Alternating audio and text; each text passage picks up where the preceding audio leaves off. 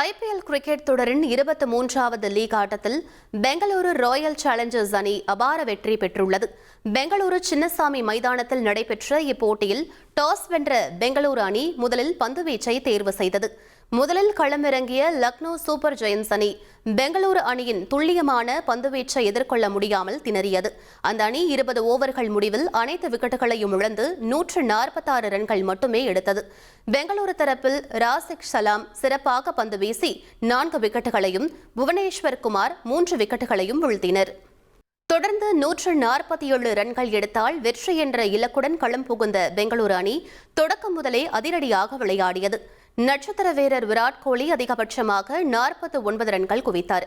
இறுதியில் பெங்களூரு அணி 15.1 ஓவர்களிலேயே 5 விக்கெட் இழப்பிற்கு 149 ரன்கள் எடுத்து 5 விக்கெட் வித்தியாசத்தில் அபார வெற்றி பெற்றது. இந்த வெற்றியின் மூலம் பெங்களூரு அணி புள்ளி பட்டியலில் முதலிடத்திற்கு முன்னேறியுள்ளது.